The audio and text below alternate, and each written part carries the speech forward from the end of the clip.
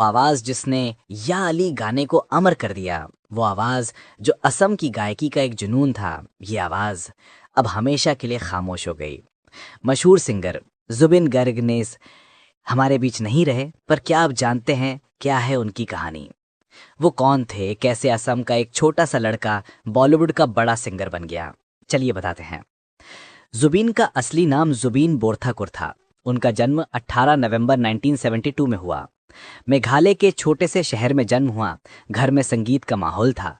पिताजी मजिस्ट्रेट होने के साथ साथ एक शायर भी थे और माँ खुद सिंगर थीं। जुबिन ने सुर की कला अपनी माँ से ही सीखी और स्कूल टाइम से ही सुरों को अपना लिया। जुबिन इतने होनहार म्यूजिशियन थे कि तबला समेत 12 म्यूजिक इंस्ट्रूमेंट के मास्टर बन चुके थे। मतलब ये आवाज सिर्फ गायन तक सीमित नहीं थी, वो एक पूरा म्यूजिकल यूनिवर्स थे। कहते हैं जुबिन ने सिर्फ 3 साल की उम्र में ही गाना शुरू कर दिया था। सोचिए, जब हम खिलौनों से खेल रहे होते हैं तब वो राग और ताल में डूब चुके थे। सिर्फ 13 साल की उम्र में ही जुबिन ने अपना पहला गाना कंपोज किया था और तभी माता पिता को भी समझ में आ गया था कि हमारा बेटा टैलेंटेड है। जुबिन में बचपन से ही म्यूजिक के लिए क्रेज था। गुरु रॉबिन बैनर्जी से तबला सीखा, गुरु रोमिन वाय से असम का फोक म्यूजिक सीखा। यही तो उनकी फाउंडेशन थी। किसी भी असल इरादे की तरह जुबिन के सफर में भी कठिनाई बनी रही। कॉलेज छोड़ा, संगीत के लिए जी जान लगा दी, छोटे छोटे शो किए और धीरे धीरे वो असम और उसके आसपास के इलाकों में पहचान बनाते गए। स्कूल के दिनों से ही वो गाना लिखते थे और यही गाना लिखना उन्हें बाकी कलाकारों से अलग बनाता था। नॉर्थ ईस्ट में वो सिर्फ एक सिंगर नहीं थे, बल्कि इमोशन थे, फीलिंग थे।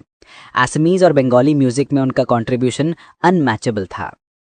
लोकल कॉन्सर्ट से स्टार्ट किया, फिर धीरे धीरे रिकॉग्निशन मिलनी स्टार्ट हुई। बट बॉलीवुड में ब्रेक पाना, ये तो अलग ही कहानी थी। 4 फरवरी 2002 जुबिन की जिंदगी में प्यार आया, गरिमा सैकिया के रूप में। फैशन डिजाइनर थी गोलाघाट असम की। म्यूजिक और फैशन का एक कॉम्बिनेशन ब्यूटीफुल था। 2006 31 साल की उम्र में जुबिन को सबसे बड़ा ब्रेक मिला। फिल्म थी Gangster, A Love Story. Music director Pritam ने उन्हें गाना दिया और वो गाना था या अली। या अली, या अली, रहम वाली या अली। ये सिर्फ एक गाना नहीं था, ये तो जादू था। इमरान हाशमी के लिप्स पर जुबिन की आवाज, कंगना रनावत का डांस और शाइनी आहूजा की एक्टिंग। बट सबसे ज्यादा याद रहा जुबिन की पैशनेट सिंगिंग। इस गाने ने ओवरनाइट जुबिन को नेशनल सेलिब्रिटी बना दिया। नॉर्थ ईस्ट का लड़का जो सिर्फ रीजनल सर्किट्स में फेमस था, अचानक से पूरे इंडिया में हाउस होल्ड नेम बन गया। या अली की सक्सेस के बाद कई डोर्स खुल गए, बॉलीवुड में और प्रोजेक्ट्स मिले। बट जुबिन का दिल हमेशा नॉर्थ ईस्ट के म्यूजिक में ही था। जुबिन सिर्फ सिंगर नहीं थे, वो एक कंप्लीट आर्टिस्ट थे। Music director, composer, lyricist, music producer, actor, film director, film producer, इतने रोल्स एक साथ हैंडल करना, ये सिर्फ जुबिन जैसा वर्सेटाइल आर्टिस्ट ही कर सकता था। जुबिन के फैंस के लिए वो सिर्फ सिंगर नहीं था, वो इमोशन था। जब भी कोई कॉन्सर्ट होता था, लगता था जैसे फैमिली गैदरिंग हो। शिकागो यूएसए में 2011 में स्पेशल गेस्ट आर्टिस्ट के रूप में इनवाइट किए गए। इसका मतलब था कि उनकी आवाज इंटरनेशनल लेवल पर भी पहुंच चुकी थी।